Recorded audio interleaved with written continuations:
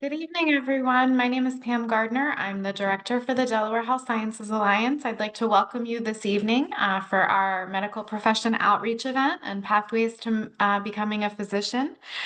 Um, Thank you again for taking time to be with us, our students, our parents, educators, and we would not be successful with this event without our esteemed partners and colleagues joining us for our panel tonight. And those colleagues range from current medical students, our undergraduate partners who are here to provide recommendations on where you need to focus your studies in undergraduate school. We also have physicians and program directors from BB welcoming and joining us as well. So we're so excited, and I would be remiss if I did not also thank my colleague and partner in this work, Susan Austin. She is listed as the other Pam Gardner because we are actually logged in on the same account this evening. That is Susan, and she has really helped bring this event together tonight. So I want to personally thank her as well. We will meet our panelists throughout the evening. We'll take breaks throughout the evening as well to answer questions along the way. And of course, time permitting, we'll have some time at the end. We are recording the event this evening. So if you have students or parents, or this is a lot of information and you want to watch it back, you will have an opportunity to do so. We'll share the link after the meeting once it's final. Next slide. So just a quick introduction of DHSA. The Delaware Health Sciences Alliance is a standalone 501c3 nonprofit. We are focused in areas of priority on pipeline and workforce development, medical education, health policy and advocacy and research. And the logos that you see there on our screen are our member institutions, and leadership from those members serve as our board. And so we're super excited to have so many of our partners fully engaged with us this evening as well. Next slide. So I think I kind of already touched on this slide, but again, we'll have a panel of experts. We'll take you through a highlight of what it looks like from where you are now as a high school student or an undergraduate student, and the journey that you'll take to becoming a practicing physician, including some recommendations along the way. And we'll offer time for you to interact with questions. Please feel free to raise your hand, come on camera, off mic to ask your questions. We would love to have you fully engaged with us. If you prefer, we welcome questions either in the Q&A function or chat as well. They might get a little more lost in chat if there's, some chatter going on. So Q&A might be easier for us, but we'll take questions any way you're willing to engage, and would love for you to do so. Let's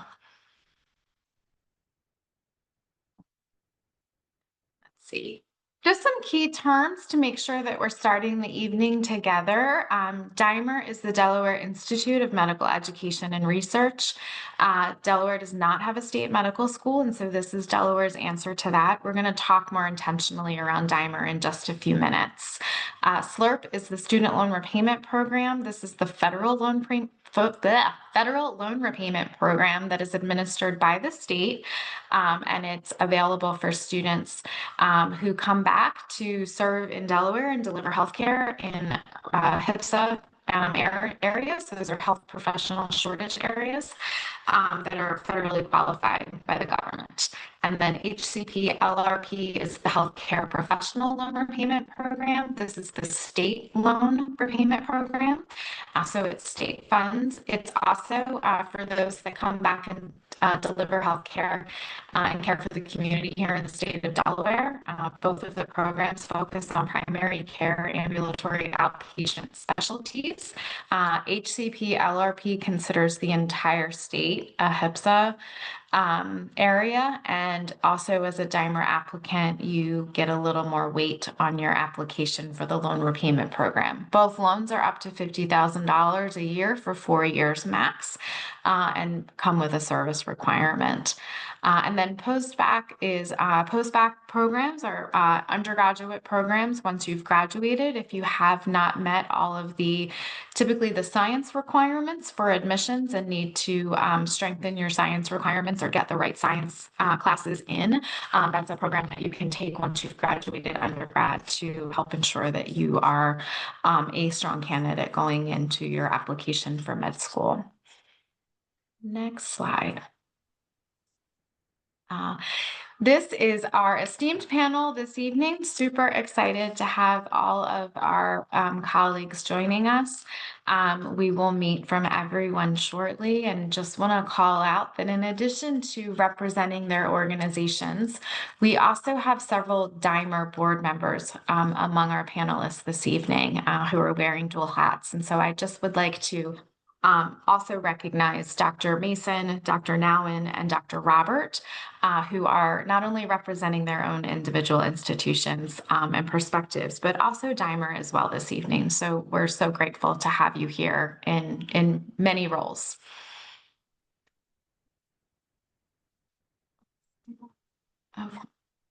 This is a wonderful roadmap that Susan created. Susan, do you want to talk to this slide, or do you? Oh, you're on mute still.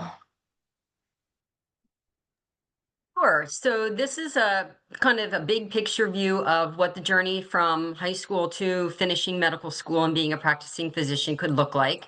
Oh, I'm sorry. You go back.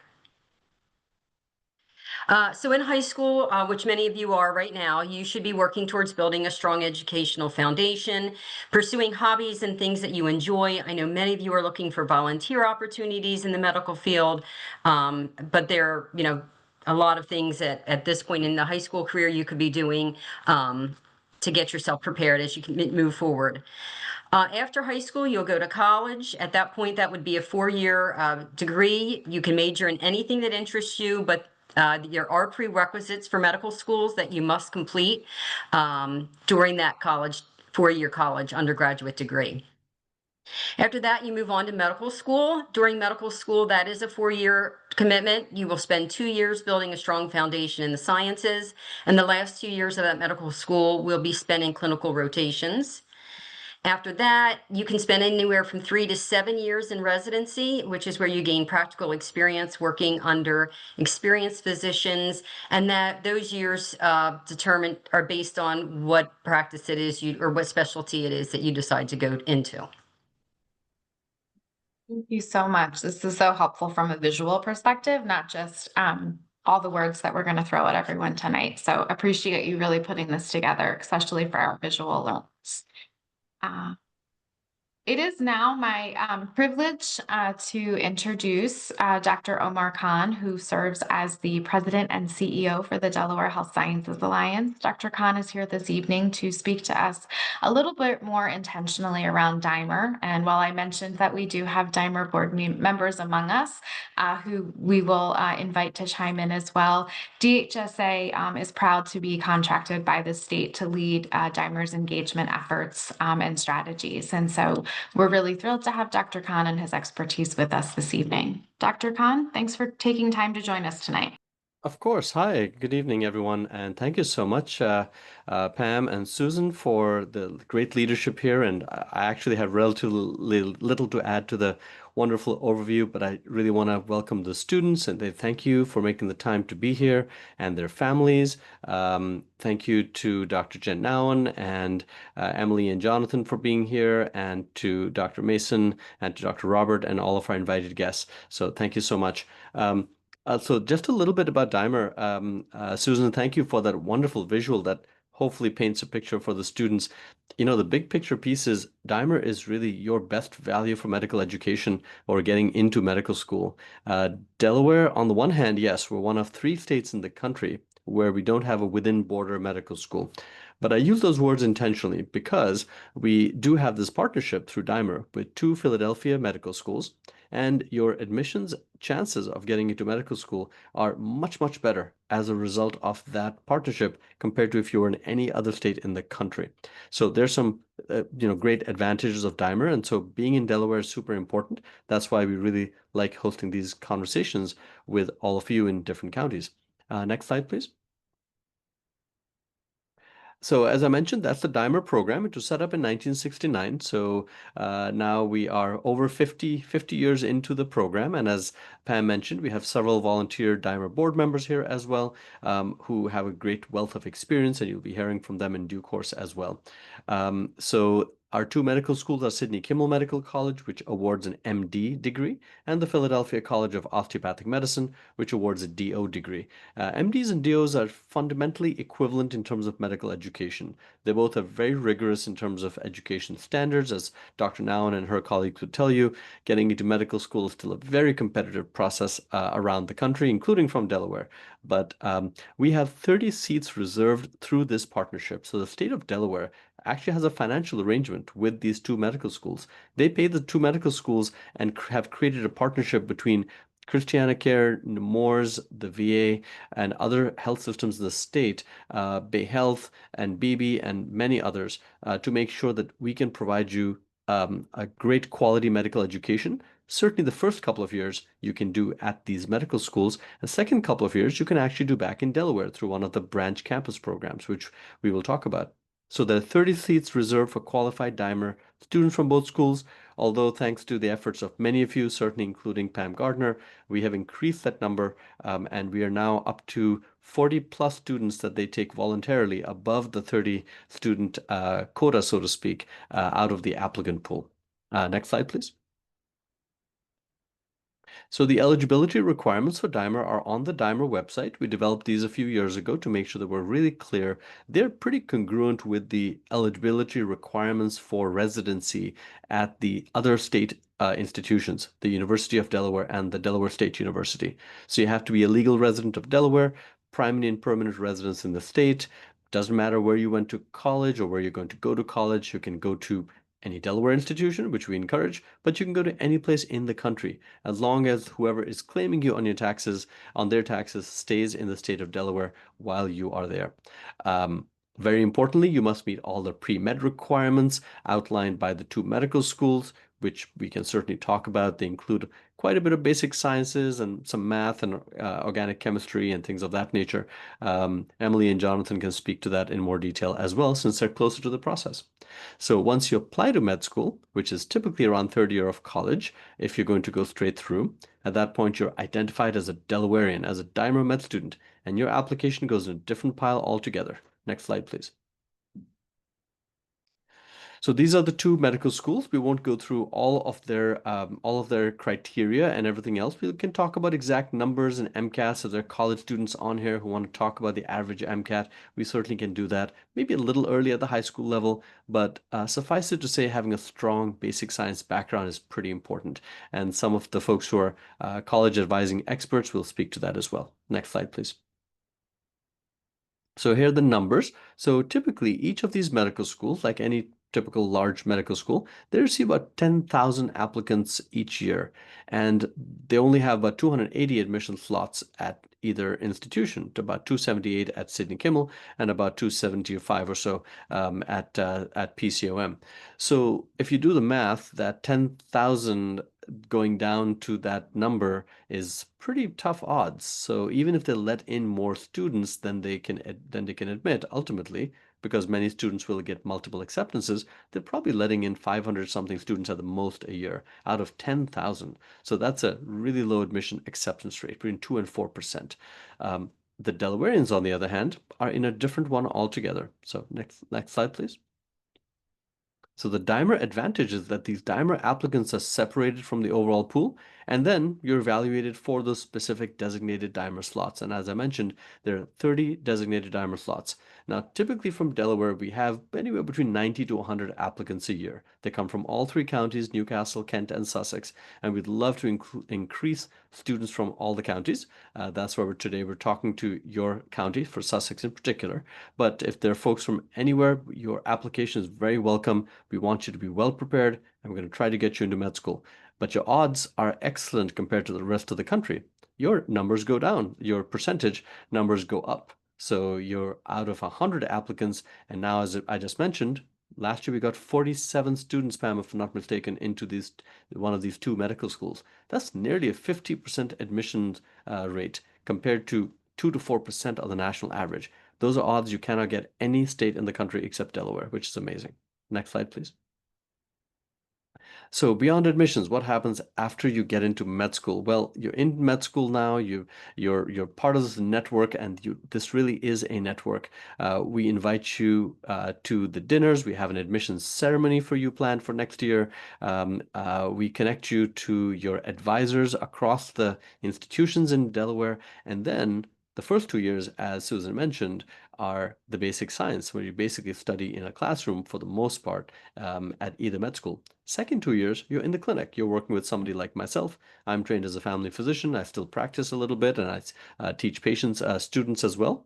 And we go see patients together. And that's the second 2 years of med school. You're going to be doing lots of different rotations. And that's when you're going to be connected to all these advisors. And then we're going to help you prepare for the next step, which is residency. Next step, please.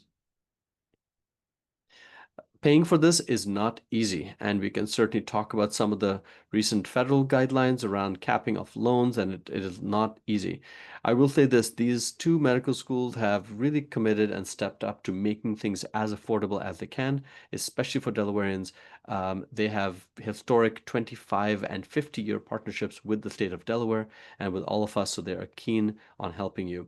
The state is also keen on helping. So if you have to take out loans, which virtually everybody will to some degree, and if you come back to practice in Delaware in certain specialties, you're going to be eligible for a variety of loan repayment programs, which means you have your loan, you deferred that during your med school and residency, and now you're going into practice. In addition to your practice salary, we're going to help you pay off your loans if you practice either in certain specialties or in certain geographic areas. And those are the two loan repayment programs there. I won't go into all the details, but when we're at that stage, we can certainly opportunities for high school students and undergraduate students and how they can get more experience in the fields and get some either learning experience or volunteer experience. So we put together some examples of some things that are available to you in the state. This is not a comprehensive list of everything that's available, but it is a few things that we can offer to get you started. At any time, you can visit our website, dhsa.org, and you will find all of these things listed with links to the places that can take you to get more information. So for high school students, one suggestion we have is checking with your school about the HOSA program. Many schools that have health sciences embedded in their curriculum will have a HOSA program at their school. And this is an organization for high school students who are interested in careers in healthcare. And so if you're not sure if your school does have a HOSA program, just reach out to your administrators. I'm sure they can help you figure out who your advisor might be or what you could do to get that started if it is not currently available. Our second suggestion is Bay Health. All of the healthcare institutions in the state do offer some kind of a volunteer program. Bay Health has what they call the Healthcare Voyagers program available that you could sign up to take part in. Christiana Care offers a summer volunteer program that's offered to students in high school. And then there are also shadowing opportunities available through a group called Apollo Youth in Medicine. I believe that most of those experiences are available in Newcastle County, but their website does give a lot of information, and it's a great resource for you to reach out and see what's available. For both high school and college students, we have some other suggestions. BB Healthcare offers some volunteer opportunities, as well as Nemours Children's Health. Nemours does offer opportunities in both Delaware and Pennsylvania locations for you. The Academy of Medicine and Public Health offers what they call mini medical school. It is a virtual, it's 6 sessions. Each one is a virtual session, 6 weeks in a row. They provide exposure to different topics and different healthcare fields for you. I believe that this cohort just started last night. So if mini medical school is something you would be interested in, you could get on to their website at delamed.org, and they will be able to help you get registered and get started in that and get in that cohort right now. They are ongoing, so if you're not ready at this time, just keep checking back, and they will start the sessions again. And then our final suggestion is Westside Family Healthcare. They offer educational training and experience as well. And again, all of these links to these different organizations, as well as others, can be found on our website at dhsa.org. Susan, may I And add then, just oh, one quick yep, piece on that, please, on sure. the student opportunities? Is that thank you so much for highlighting the specific ones available in Sussex as well and as Kent. But in addition to that, I think there's for those students who have a commutable opportunity or they can come up to Newcastle County, there are additional ones available, I think, through other institutions such as Christiana Care as well. And so folks are interested, they just need to reach out to you, Susan, and I know you can connect them there as well. Absolutely. Thank you. Thank you. Okay, I think so. Next on our agenda is to hear from our partners at Dell State University and the University of Delaware for their recommendations for undergraduate studies. So on your journey, on your path to your medical education, this would be the next step after high school. So Dr. Mason, would you like me to start to share your presentation? Have you start us off first? Sure, that'd be great. Okay. Thank you. Let me get that up. And thank you so much, Dr. Mason, for joining us. Dr. Chris Mason is Associate Dean at the Delaware State University in the College of Health Sciences and is a wonderful leader and colleague in medical education and helping develop the pre-med advising program and lots of other initiatives. So Dr. Mason, always appreciate your leadership and being with us today. Thank you so much for that, Dr. Khan. Very excited to be here. And I'll get started in just a few seconds here once our slides come up. Sorry. No problem.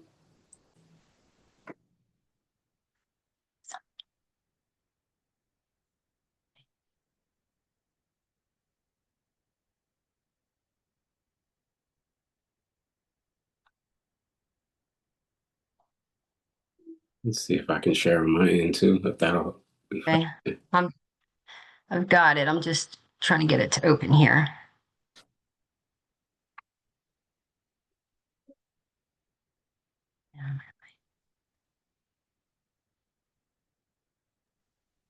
There we go. I think, can you see that?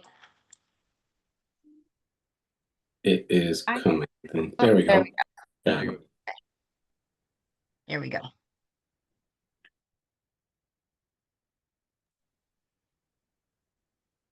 All right. So, good evening, everyone. As Dr. Khan so kindly mentioned, I am Dr. Chris Mason, and I serve as the Associate Dean for Research and Student Engagement at Delaware State University's Wesley College of Health and Behavioral Sciences. So, as part of my role is to lead our medical education initiatives for students just like you who are interested in pursuing careers in healthcare, specifically medicine. So with the few minutes that I have, just wanted to give you some practical recommendations and considerations for your journey to and through medical school. Next slide.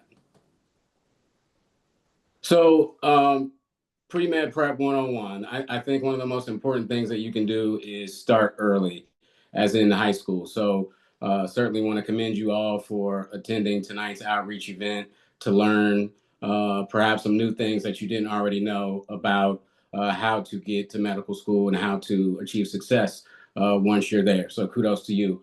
Also, one of the things that you can do starting early practically is to simply excel academically. Right? Good grades absolutely matter when you are pursuing medical school. You will hear those feel-good stories of individuals who may not have done well in high school and college and still ended up being doctors. However, the truth is you're certainly going to increase your odds for admission and success if you do well in high school as well as in your undergraduate experience in college, especially in the sciences and in math. I would also encourage you to build and establish relationships. So get in the habit of networking early. Some of the most important people that you can build relationships with right now are your teachers and also your advisors. So not only can you learn from them in the classroom, but you can learn from them professionally. And quite honestly, those are going to be the people that you rely on to provide you with letters of recommendation. So it behooves you to really nurture those relationships and establish them early while you're in high school. Next slide. These are just some of the pre-med and allied health majors that are offered at Delaware State. We have a very large and successful nursing program, as well as your traditional chemistry and biology programs, and then as well as our public and allied health sciences degree programs, which includes public health, kinesiology, as well as a master's in occupational therapy. Our biology degree program, specifically the health professions concentration, is where most of our pre-med students currently reside, with more and more actually appearing in public and allied health sciences. So we're starting to get more interest from students majoring in public health, as well as kinesiology, who are interested in pursuing medical school. So that is certainly good in terms of being able to branch out and demonstrating that you don't necessarily have to major in chemistry or biology to be admitted into medical school. Next slide. While you're in college, I gave a list of things that you could start doing now while you're in high school, but while you're in college, the list actually looks very similar. You want to continue networking, especially with your academic advisors, your faculty in terms of your professors, people who are teaching you, and your leadership, your department chairperson. So when you get to school and pick a major, you're going to have professors, and then you're going to have a department chairperson who is over everyone who is majoring in disciplines within your department, and then you're going to have a dean. So as you progress through college, you'll learn that structure, and that will help you navigate accordingly. So create relationships, network. One of the stories I always tell students is that while I was in college, I went to Florida A&M University, which is another HBCU. I did great in school, not to toot my own horn, but one of the mistakes I made was when I would be done with class, be done with tests, I would just leave and not speak to the instructor, not speak to the professor, not go to any office hours. And I really, looking back, did myself a disservice by not creating those networks and relationships with my professors and advisors. And that can be something that really helps you. So I highly encourage you to do that. I'll share with you in the next slide our Health Professions Advisory Committee. This is just a group of professionals, internal and external to Delaware State University, that will advise you and guide you through your college experience to make sure you get what you need in order to apply and also to be admitted into medical school. And then finally, I would just encourage you to take some personal investment in your own journey. There's an old saying, you're going to get out of it what you put into it. And I think that's certainly true with your college experience and your journey along the way to a career in medicine. Next slide. So as I mentioned, this is our advisory board and is made up of faculty from Delaware State University, as well as medical professionals throughout the state of Delaware. So we have Dr. Omar Khan, who, as you know, is the CEO of DHSA, and also a family practice physician. Dr. Marshall Ali McCall is a physician at Christiana Care and also coordinates efforts of the Harrington Trust, which plays a major role in mentoring our students at Delaware State University. See Dr. Neil Hochstein, who is the chair of the Delaware Health Commission.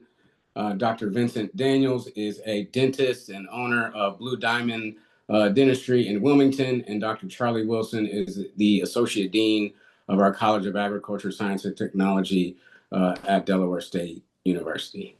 Next slide.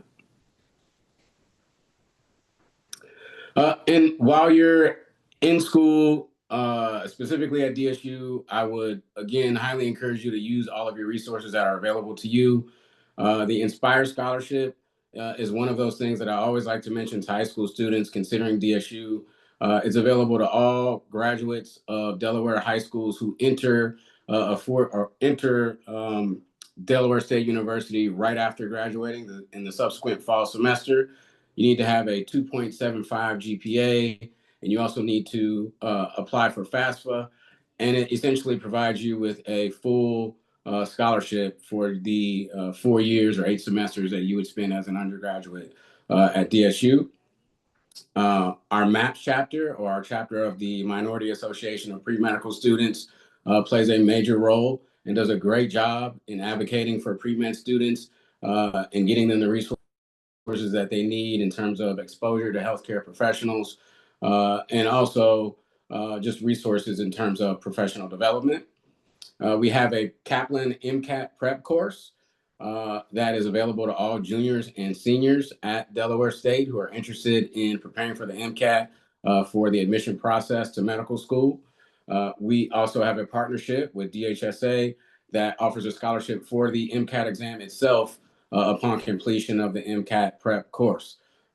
So that is often a barrier to some students just paying for these preparatory courses and also the MCAT itself. So we're happy to provide some relief in that area. And then I mentioned the Harrington Trust that's led by Dr. Lee McCall, and then again, provide lots of resources and mentoring, professional development to our pre-med students. Specifically, they have a pre-med or pre-health symposium coming up in February to students where we're going to have guest speakers and skills clinics and things of that nature to help you along your way. Next slide. And just wanted to wrap up with spotlighting a recent event that we had at Delaware State for all of our pre-med students, actually all of our students who intend to pursue careers in healthcare, and that's our white coat ceremony. So that took place on October 23rd. It's a ceremony where we not only presented white coats to all of those students, but we also congratulated them and recognized them for their commitment to pursuing a career in healthcare. So it is a very important moment for them to reflect upon what got them to the moment that they are at now, and also I think a source of motivation to continue along the long journey and the hard journey ahead of them towards medical school. Next slide. So it's just our panelists that were at the event. So we were very fortunate to have a great panel of medical professionals that span from nurses to veterinarians, dentists, anesthesiologists, pharmacists, as well as the Deputy Secretary of State of California. So once again, it was a great event, great for our students, and one that we hope to continue. Next slide. This just shows our partners. We rely heavily on our partnerships to provide our students with the necessary things and resources that they need to be successful. So we're very grateful and thankful to all of our partners, including the Delaware Health Sciences Alliance. So thank you for all that you do for Delaware State University students. And with that, I'll wrap up. I'll put my email information in the chat if you want to reach out and ask any questions along your way. So again, pleasure to be here. Good luck to you all. Thank you. Thank you, Dr. Mason. Being at the white coat ceremony recently, it was a great experience, and I'll reiterate how meaningful it really seemed to be for students, and what a great event it was.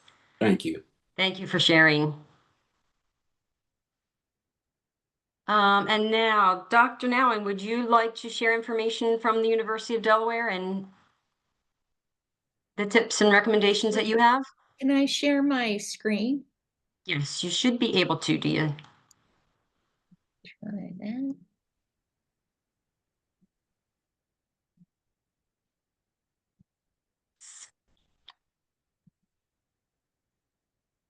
Are you set? Yes, Oh, sorry. I see that, yes. Okay, great. Well, thank you so much. It's such a pleasure to be here tonight and to be speaking with you all about the exciting options in healthcare professions. My name is Jen Nowen. I have a dual appointment at UD.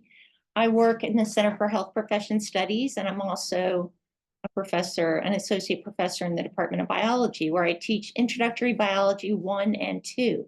So I get to work with students both in the classroom and outside of the classroom as they're preparing for a career in the health professions.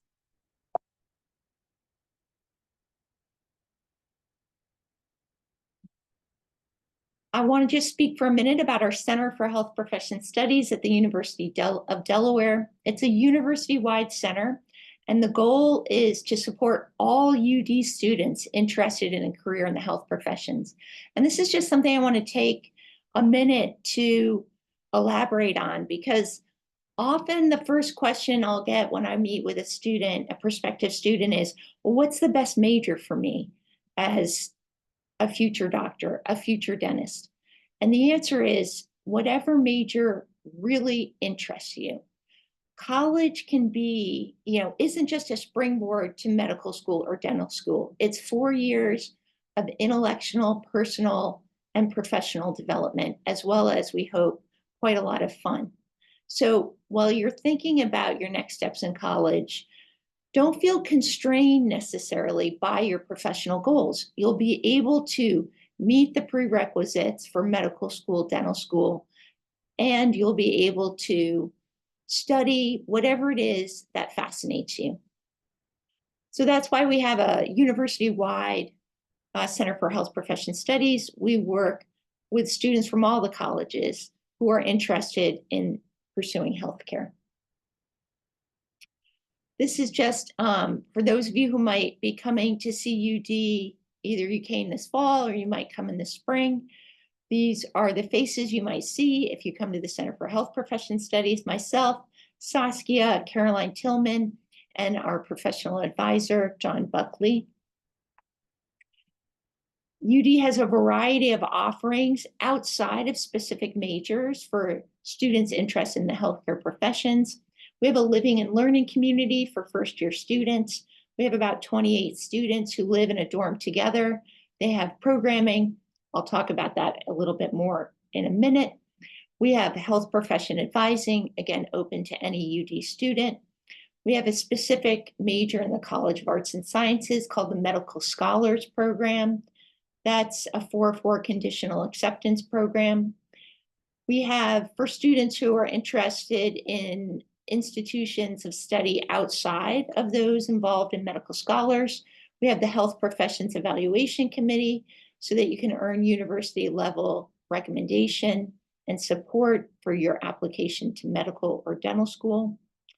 We have offer study abroads focused on medical shadowing, and we have a wealth of connections and collaborations.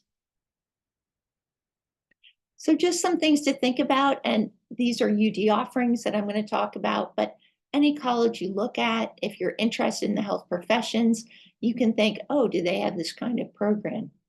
Our living and learning community, again, we have a group of students. They're interested in a broad range of health professions, or maybe they haven't even decided which one. And they live together in the dorm.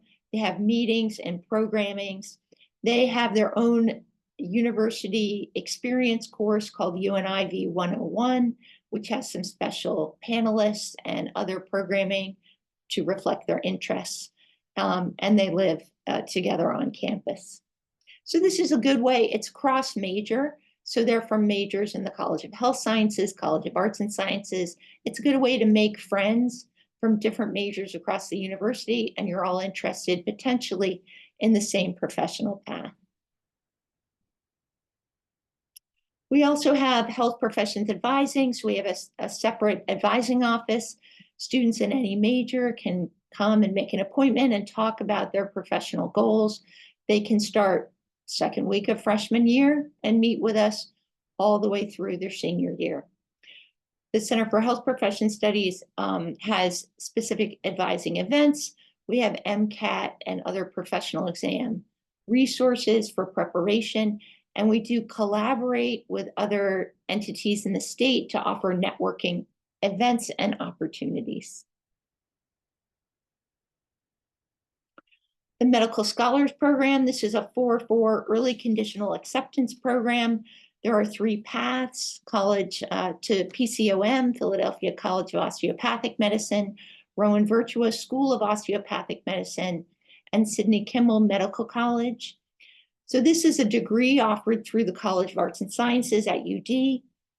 You choose one of 5 specialization tracks in your degree: public policy, bioethics, nutrition, global health, or translational research. There's programming throughout the year for freshmen to seniors. So you apply, you spend freshman year learning about the program, going to the events, seeing if it's a good fit. You apply fall of sophomore year, and then you apply to your pathway of choice for your school of choice in your junior year. For students interested in colleges, medical schools outside of the 3 I listed, we also have the Health Professions Evaluation Committee open to juniors, seniors, and graduates so that they can earn university level support for their medical, dental, optometry, or podiatry school applications. Students interested in what we call HPEC, the Health Profession Evaluation Committee, put together an application packet the spring prior to when they're going to apply to their professional school. They are interviewed and a committee evaluates their application.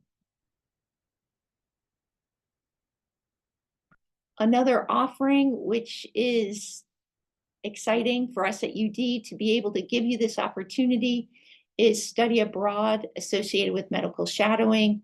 I took a group to Lisbon last winter term. I'm taking a group to Genoa, Italy this winter term. You earn 3 course credits and you have 75 hours of medical shadowing through Atlantis, as well as various cultural opportunities. It's really exciting. We work with students interested in a variety of health professions, medical school, physician's assistant school, physical therapy sometimes. So you go with a broad group of your colleagues and experience a culture as well as the opportunity to shadow in a medical setting. I appreciate your attention. Just to highlight some of the opportunities that the University of Delaware offers for health professions training. Generally speaking, just take these ideas and stick them in your back pocket so that when you're looking at colleges, when you're on that search, you can think, what outside of my major can I do at this institution to support my professional path? And I will note that, as is true for Del State, we're strongly connected across the region. We have representatives on DIMER.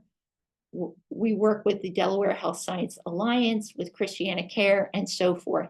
So one of the, I think, advantages of being in Delaware is it's a small state, highly connected state, and we're very, very invested in our students' success.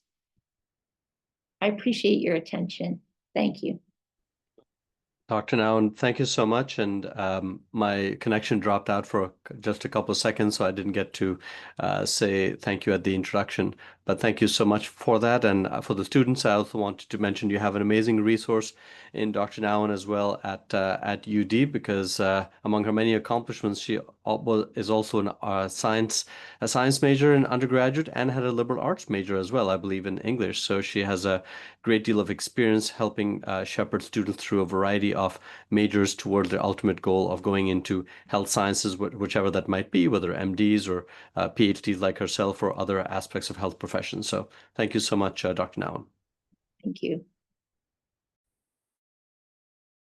Oh, Susan, go ahead. I was just going to say, I think this is a great time for us to take a minute to think about, to offer anyone who would like to jump in with any questions, an opportunity to do that at this time. Great, thank you. While we're waiting folks to either put their questions in the chat, for anyone who wants to be brave, raise your hand. We can have you come on camera, off mic, at least off mic, or on mic, to ask. While we're doing that, I would like to pose a question to Dr. Nowen and Dr. Mason, if I could. We may have students here who are currently taking AP courses or will be planning to take AP courses. And I'm wondering if you could touch on, for those students, there's typically a cadence and a recommendation for AP courses and how they may transfer to undergrad. So I'm wondering if you could talk about that, but then also how that may or may not transfer to medical school for their transcripts, and what any recommendations are that you might have for students. I'll defer to Jen on that one. Oh, okay. Well, I can just tell you at the University of Delaware, a score of 4 on the biology AP will earn you credit in biology 1 with lab, and a score of 5 will earn you 8 credits, biology 1 and biology 2, both with lab. Now, most medical schools, people generally think that medical schools require Bio 1 and Bio 2 with lab. They actually require 8 credits of biology with lab, and many will take higher level courses instead. But I will say my rule of thumb is to suggest that students retake biology 1 and biology 2 with lab at college. There's a couple of reasons why.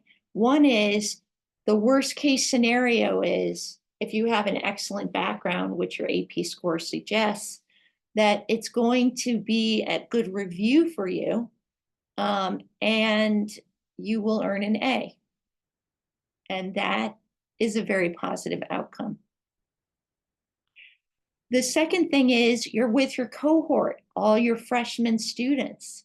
You're going to make friends. You're going to be in lab. You're going to meet your good lab partners. You're going to form your study groups. Intro Bio at the University of Delaware, we have a strong peer mentor group for those courses. So we want you to have the opportunity to learn with your fellow freshmen.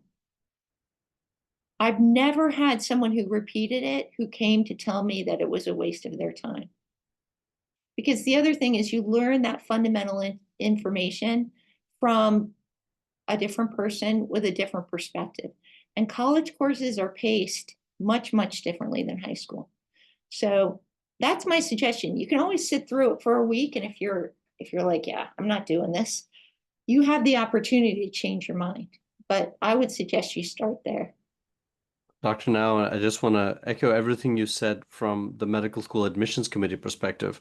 I think that's really great advice about taking the course at college. It's paced more like a medical school course versus just placing out of it, and taking a potentially higher level course and getting a lower grade in it versus the one that one is appropriate for one's level and getting an A in it does make a difference. Sometimes students think that med students will weight courses based on their difficulty, and a B in a tougher course is the same as an A in an easier course, and some may well do that, but that's not the general rule of thumb. The overall science GPA is what matters, and there's no real weighting to it in general about college level difficulty from the med school perspective. So of course, the letter you guys write may well reflect that the student has taken a competitive course load. So great advice, and thank you very much for that. And for the students, if you would like to ask any questions, honestly, there's no such thing as too elementary a question. Please pop that in the chat if you'd like. But there'll be more opportunities as well. Dr. Nowen, thank you for that. That was very thoughtful. And I love how you broke it down for different reasons. Dr. Mason, would you like to add anything for DSU to the response? No, I agree. I would just encourage high school students to not necessarily consider AP courses, a direct course substitution, although you're getting credit for them. I think there's definitely value in taking the courses at a college level with the lab. So I agree. Excellent. Thank you so much. And I think to build upon what Dr. Khan was saying from the medical admissions committee perspective, the AP courses that transfer to the undergraduate school for credit while transferring to the undergraduate school, those science credits may not transfer to the medical school application from that perspective. So something to speak with your advisors about as well as you're looking at classes. While we're waiting for questions, I believe we have some questions, Susan, for our DIMER medical students who are joining us, Jonathan Lee and Emily Lee. Would you like to go ahead and take the lead here? And again, if folks have questions, please feel free to throw them in the chat or raise your hand, and we want to make sure we get to. So some of the questions that were submitted in advance that I think Jonathan and Emily can talk to include how did you choose the college and medical school that you went to, and what were the pros and cons of entering a BS MD program versus the traditional pre-med track? Jonathan or Emily, can you share some of your knowledge on that? Sure. Hi, everyone. My name is Emily. I'm a fourth-year medical student at Sidney Kimmel Medical College, also from Sussex County. So very happy to be here today. I'll let Jonathan introduce himself too. Oh yeah, so I'm Jonathan. I'm a second year at Jefferson. I also am from Sussex County. Went to Sussex Tech for high school. So if anyone's from that area, represent. But I guess I can start. So I never really looked into BSMD programs before applying to like college, for example. But I know Jefferson does have one through Penn State. And I think there are advantages to going straight through a BSMD that's like 7 years.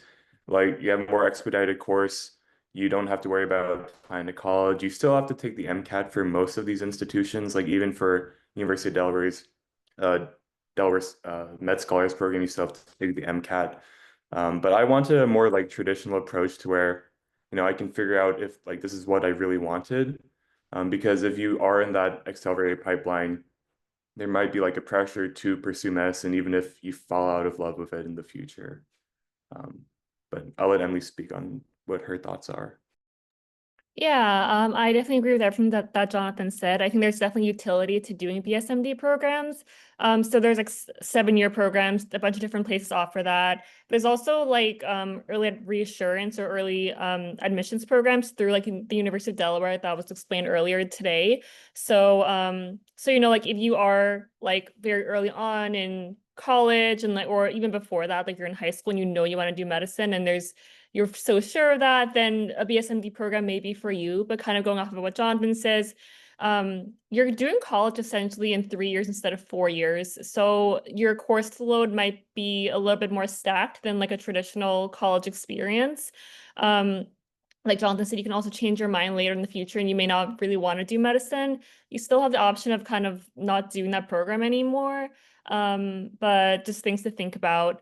Something that's also nice about doing a BSMD program is that you kind of know where you're going to go to medical school. So if you were to go down the traditional route of completing 4 years of undergrad, you'd have to, go through the whole process of like applying to medical school, figuring out what schools you want to go to and things like that, which is a whole process in itself that we can talk about. But yeah, essentially, if you do go like straight through from a BSMD program or an early assurance program, you can only go to that one med school. So you better hope that you would like it. And just to kind of talk about my own experience with applying to med school and choosing the Jefferson. So when I was applying to medical schools, you kind of have to apply pretty broadly, across the country. It's sort of like applying to college where like you just kind of apply and you see where you get. But in terms of choosing medical schools, I think it kind of depends on, what you want to get out of your experience and also where you want to live. So for me, I knew I wanted to live pretty close to home. So I wanted to be near Delaware. I was looking for a med school that was a little bit bigger. Most of them are around like 100 students. Jefferson's on like the bigger sites around 280. But I'd say that when you're choosing medical schools, you also want to think a little bit about the curriculum as well. So every med school is going to more or less teach you the same things. And that is actually mandated by like nationally by like the medical board. So you're all going to learn anatomy, you're going to learn physiology, you're going to learn immunology, things like that. So I'd say pay more attention to kind of the wellness system and the grading system, because a lot of med schools nowadays are pass fail. So it can be a little bit less stressful than med school where you are getting like letter grades.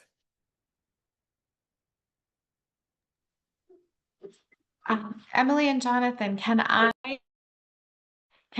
ask you guys to speak a little bit to how you developed your study habits and the advice that you would give maybe your high school self, knowing where you are now and how you've developed from then to now, just kind of what has worked well for you and what you've tried, what hasn't worked. I think that would be really valuable for students to hear. Yeah, I guess I can start. So in high school, I didn't actually study that much. I think I was like so busy, like I was on the swim team, I was like playing the saxophone and stuff, and I think studying wasn't like that much of a priority. So then when I got to college, I went to Johns Hopkins University for college, like a very rigorous institution. Like I had to learn all that stuff for the first time in my first semester. And that was like a pretty big learning curve. But like my biggest suggestion would be like, even if you're not interested in like, biology, for example, or chemistry, you have to like, you need to learn it in the end. So it's important to convince yourself that like you love this topic because not just because like you need to get the A, but because you actually really want to engross yourself in the material. And especially for these undergrad courses like, you know, like we talked about Gen Bio, Gen Chem, physics. These are things that are going to come back up on the MCAT when you take in your junior or senior year. So you really need to remember that you learned the first time correctly. So that just means like, you know, revising it every so often, not just studying it for the grade, studying it to actually know the material. And that even applies into medical school too, because we learn so much information, but at the end of your second year, you have to take step one, which is like the biggest exam that you need to move on to M3 and M4. So just always like being mindful that like this material will come back later and you can't just brush it aside because you're not interested in it. Yeah, I can definitely echo off of what Jonathan is saying. It's really important to kind of like learn the material and not just memorize it. And I think that's like the biggest difference between college and high school in a lot of ways. That in high school, you can just cram for a test and then just take it the next day and then just forget about the material. But in college, you might have to know that for a little bit longer, especially like because you do have like big final exams at the end of the semester.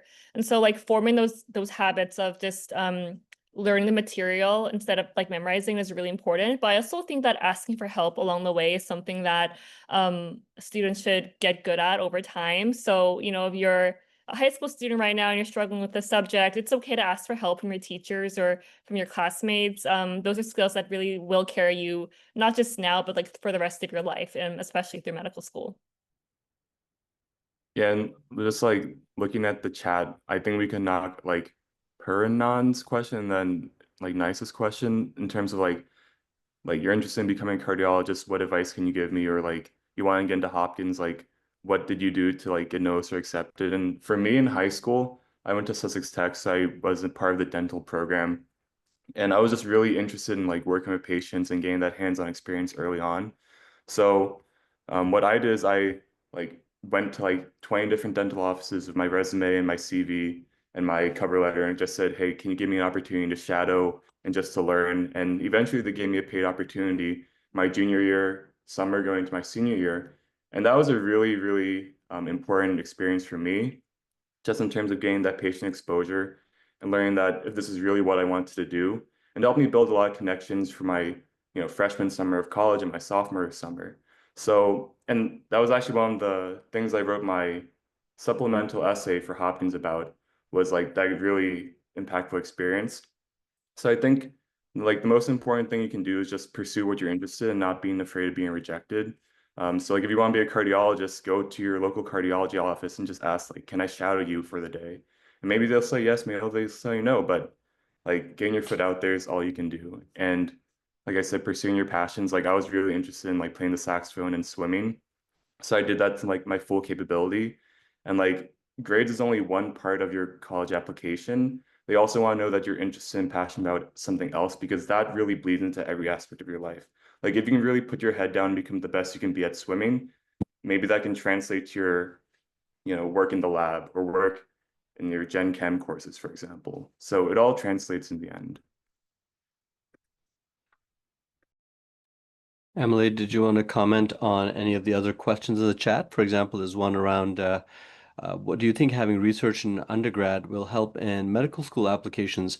And what are certain things that I could start doing in undergrad to have a strong med school application? So presumably that's from Melissa. Presumably she's a high school student, but is thinking ahead.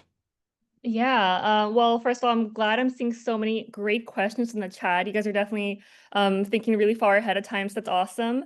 But yeah, in terms of like applying to medical school, having research is nice, but it's not a recommendation. I mean, it's not a requirement for medical school. A lot of people kind of get like worked up over the idea of like, getting publications for medical school applications, but there's definitely a lot of people who apply who have had research experience, but not the actual publication part of it and still get in. I know when I was applying to medical school, I had done some research in the lab, but I hadn't like published anything. So I'd say that, in terms of med school, it can be helpful to at least get some research experience, and like wherever you go, like those opportunities hopefully should be accessible to you. But yeah, I think that'll help just to show that you've done at least some like research, whether it's like basic science research, so working in a lab or doing clinical research. But yeah, you definitely don't need to have like an actual publication with it.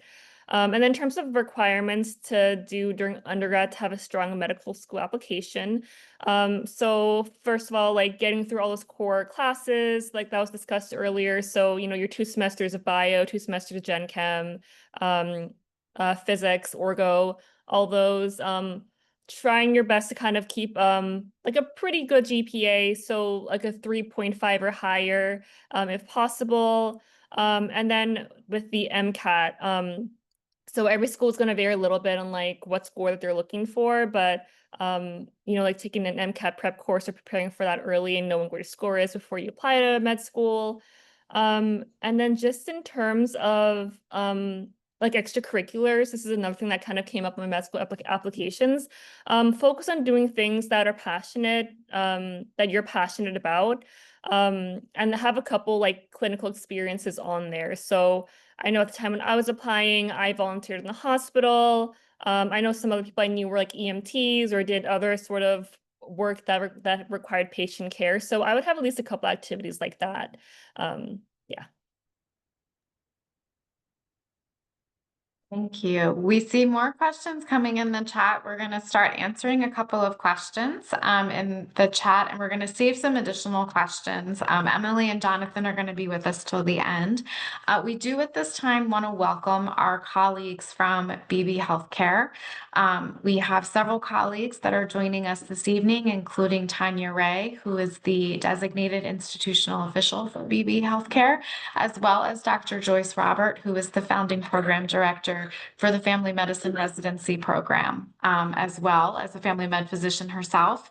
And I believe we have the team from the undergraduate medical, their undergraduate medical education team here as well. So thrilled to have our colleagues from BB here who are going to walk us through what medical training opportunities look like at BB, and that includes at the undergraduate medical education level, which is your 3rd and 4th years of medical school, as well as their residency training opportunities, which is post-graduation from medical school. So let's pause and turn it over to our colleagues from BB, and thank you all for joining us, and then we'll take some more questions at the end, but we want to make sure we hear from all of our panelists. Perfect. Thanks, Pam. Good to see you as always. Hi, everybody. I'm Tanya Ray. I'm the Administrative Director and DIO here at BB Healthcare. We do have a PowerPoint, so I think Mariana is going to share that for us. And then I will let Dr. Robert and Dr. Perchiniak introduce themselves as well. I guess I'll go first. Hey, everyone. I'm Dr. Joyce Robert. I'm the founding program director here for the family medicine residents here, BB and Lewis down in Sussex. And it's always a joy to speak with the group. And thanks so much for having me. Hey, guys. So I'm Dr. Nick Perchiniak. I'm a practicing emergency medicine physician and also our medical director for undergraduate medical education. For this group, I think more importantly, I'm a native Delawarean who went to the University of Delaware, went back, I'm a dinosaur now, but it was Jefferson Medical College only. Sidney Kimmel wasn't in the title, but, and I'm a DIMER student from a couple decades ago. And just to prove Delaware is a small wonder, if you are a current Del State student or you're thinking about going to Del State, you will undoubtedly be taught by the other Dr. Perchiniak, my wife, who is a associate professor of biology at Del State, who's heavy into summer research. So I will second, for those of you that are interested in summer research, Del State has an excellent program in the summer with a lot of students that come in and work with them. So happy to be here. Dr. Perchiniak, that is a quintessential Delaware story. So, Mariana, if you could, so I'm seeing like ourselves on the slide, so if you could move that so I don't. No, you're good. You're muted. We can't hear you. We've had a lot of technical difficulties in our facility today. We went live with Epic this week, so there's been a lot of moving pieces this week. So while Mariana pulls that up. So basically, we're kind of the last stop on the train, or towards the last stop on the train to becoming a physician. We do have UME opportunities, which Dr. Perchiniak oversees, and then obviously our residency programs. So really focused on bringing Delaware residents back to Delaware to do their medical training and then stay, like Dr. Perchiniak did. So we have our UME programs. We're a core clinical campus for the Philadelphia College of Osteopathic Medicine. Sorry, are you going? Yeah, I can't. We can't hear you.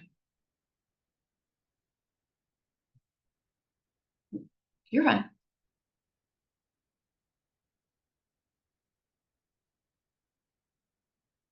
So I see your screen. It's just not in slideshow view.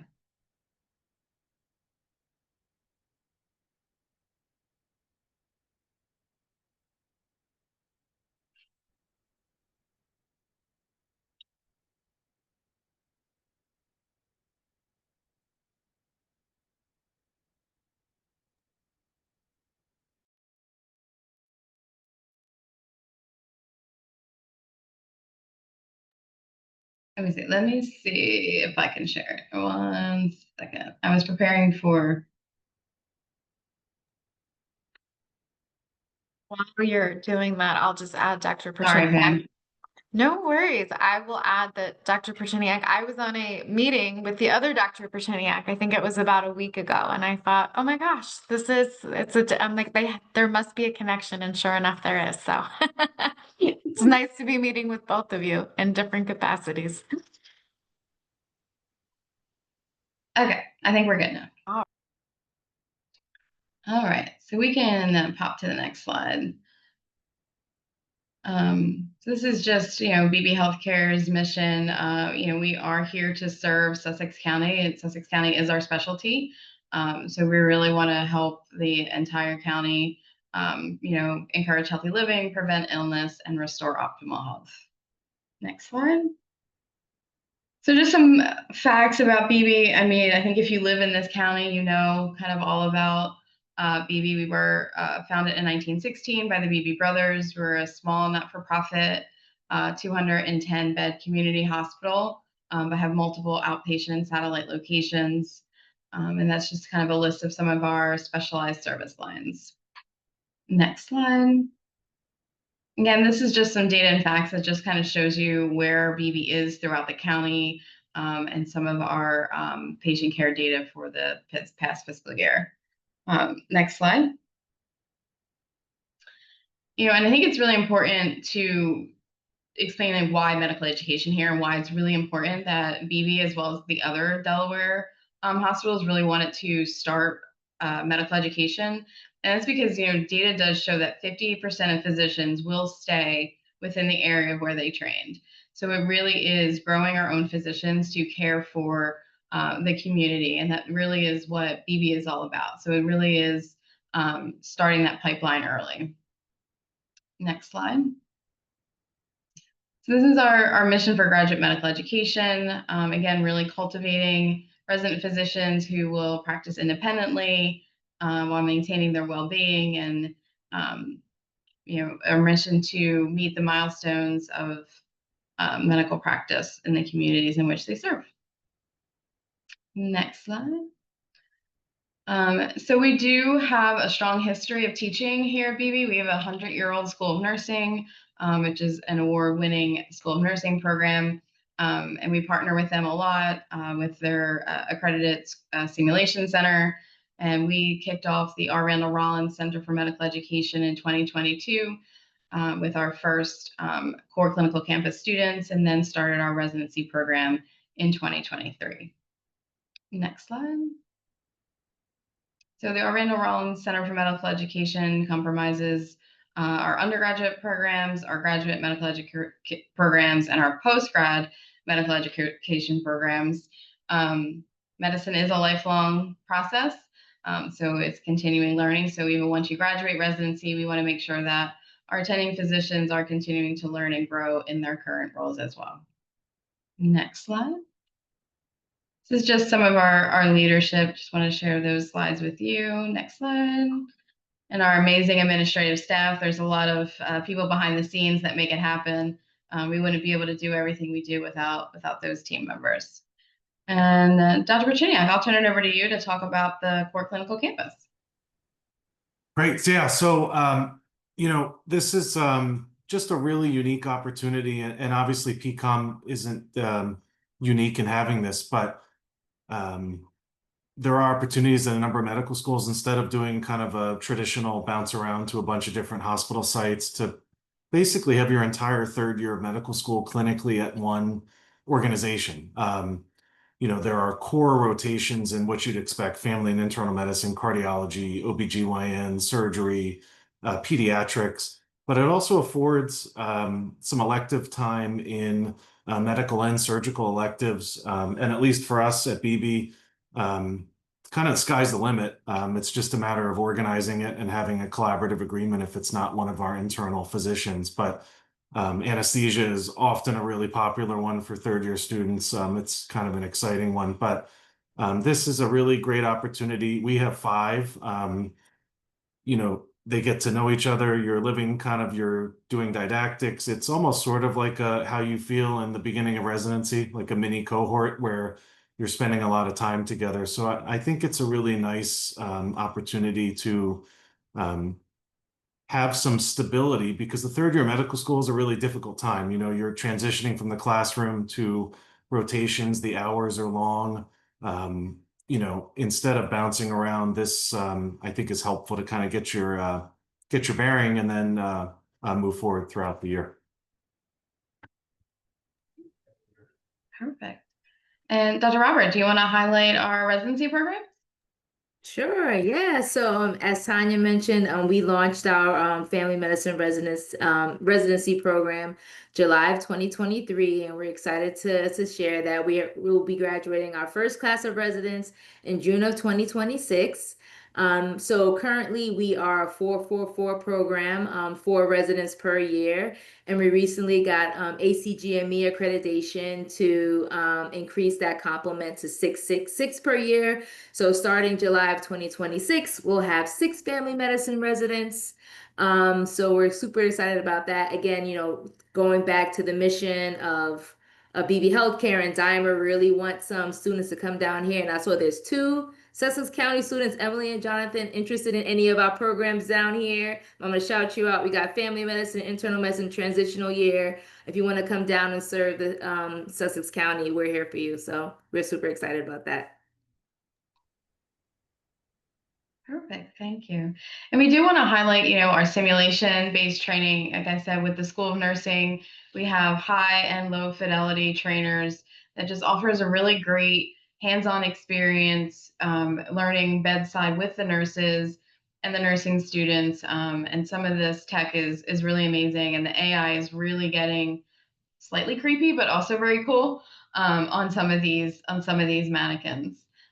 Next slide. It's just some more pictures. The left side there is Dr. Arias. He's the director of our SIM program, and he is doing some innovations with our third year residents. Next slide.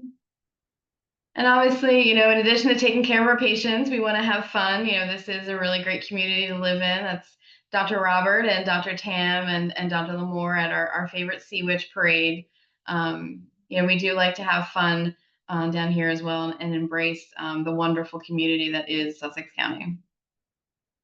Next slide. That's just us at a recent party.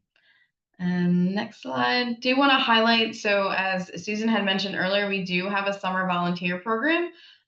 So I wanted to make sure that we highlighted this program. Applications do open March 1st of 26, and it runs June through August. So there's a QR code there that you can scan. Our wonderful friend Stephanie Adams runs that program, and there are a lot of great opportunities to do some volunteer time here at BB. Next slide.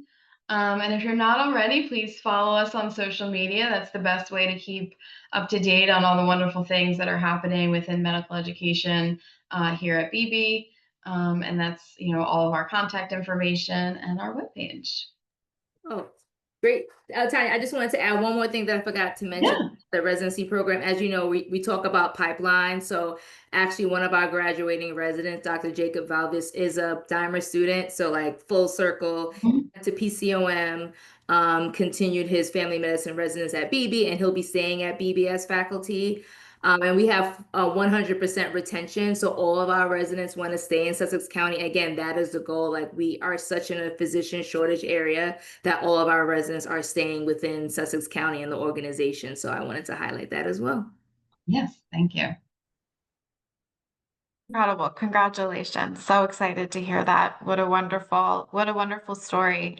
Full circle moment for your first year of the program to be able to retain all of them and have a DIMER among them.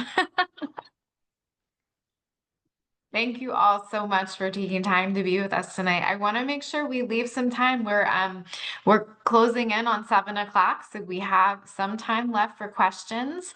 So I'd like to open it back up to the team for questions for any of our panelists. But I'm gonna throw it first for any BB questions.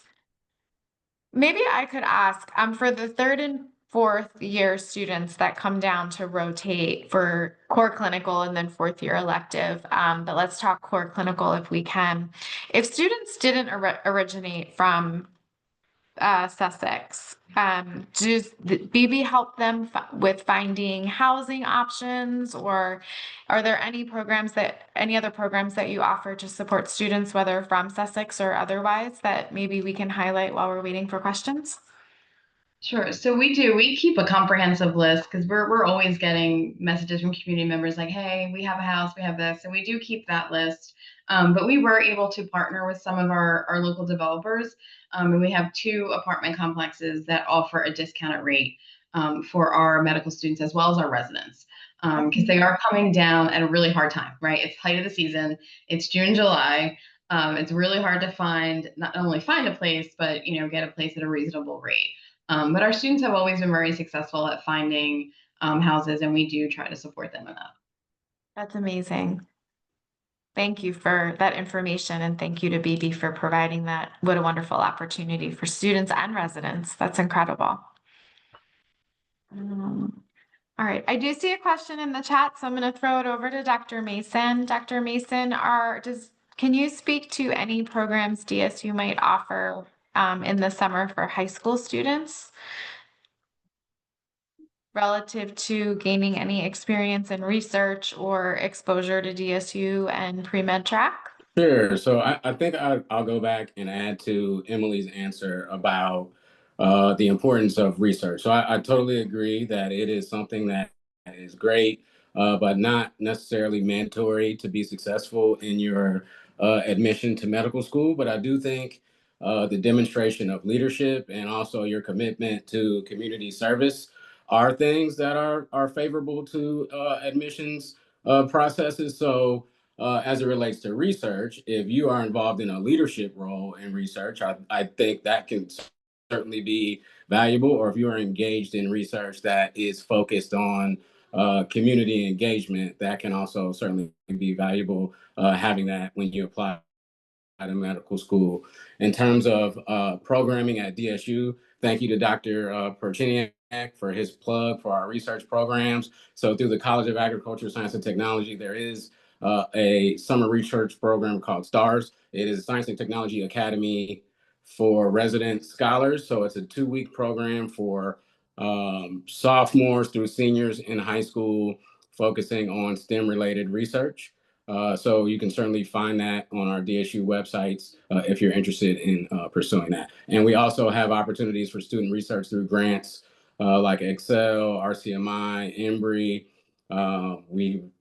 Pam, we were awarded a nursing award, and so we're going to have students participating in some research related to the social determinants of health specific to wound healing in the nursing specialty area at Bay Health. So certainly plenty of ways to get involved over the summer for high school as well as college students in the area of research at DSU. Dr. Mason, I just wanted to mention I put the link to the program in the chat as well. I think Dr. Sri Swinstead mentioned that at the last board meeting, so I just put that in there. Thank you. And I just wanted to add that for the students who are interested in getting experience, whether research or clinical, at the high school level, certainly research experience is great, but I think as Emily Lee mentioned earlier as well, think about ways to demonstrate your commitment to medicine and get to learn more about what it means to be a physician, to what it means to be in a healthcare setting as well. And so several of those research opportunities will be available to you when you get to college. And in high school, you can also think about ways of volunteering through one of the health systems in your area. You heard about the wonderful array of opportunities, BB, and consider volunteering. I know Dr. Robert, Dr. Perchiniak, you frequently probably come across high school students who are volunteering in various capacities. Great way to learn about what it's really like to be in a healthcare setting, take care of your community. Thank you, Dr. Khan. Dr. Mason, there's a question in the chat that maybe you could answer in the chat, if you don't mind, from Melissa. It looks like it's more an individual-based question. And I think as we're coming up on the final moments, I think the final question in the chat, I think, is a great one to end on. And I think it's really important. So I want to say thank you for bringing this up. The individual states that they've been struggling, staying motivated to do as much as they can while in high school, and would like to know how they can manage that issue and also know how they can keep their grades up well. And I'd just like to kick this off, and then I'll open it up to our panel. And I see Dr. Robert has her hand up. Before I turn it over to her, I just want to say thank you so much for your vulnerability in asking this question. I think this really speaks to we need to talk more about well-being and self-care, and we are talking about it at system levels. And so I think at the student level, it's really important also. And while there's been a lot of focus tonight on what you can do and how and where you can get clinical exposure, I think everyone here would also say that it's also important for you to be true to your full self. And so if you find enjoyment in volunteering, at the animal shelter, or taking yoga classes, or baking, or doing those things, that also treating the whole person as to who you are is really important in this journey, and also will help make you stand out as well, because you're treating your whole self. So I'm going to open it up to Dr. Robert and then Dr. Nowen, because that's the order I saw your hands up to answer this question, and then we'll take any final comments from our other panelists. Thank you so much. Dr. Robert? Yeah, thanks, Pam. So I wanted to highlight what BB did just a few weeks ago, and Dr. Perchiniak was there. We had our own Sussex County Rural Mini Med School, which is a really great opportunity for high school students to get exposure. Like Dr. Perchiniak did a skill sessions on intubation, and people who are interested in emergency medicine or critical care or even EMT work like that. We had some, first aid. We did CPR, simulation that, Tanya had a picture on the slide of the simulation. So I think doing those type of programs, get the exposure. I saw in the chat someone was interested in cardiology. There were different doctors there, and it's just a great way to network and, get names, exchange LinkedIn. Well, I don't know. Do you guys use LinkedIn? I probably aged myself, but whatever, folks in high school utilize, but just kind of, it also helps, you prepare to talk to doctors and sort of make those connections. So I think we're trying to do something in the spring, maybe, or it will definitely do like an annual thing. So just also, and maybe some of you guys were there, but just something to kind of think about in terms of like just networking with different people from different fields. All right, thanks, Pam. Thank you, Dr. Robert. Dr. Nowen?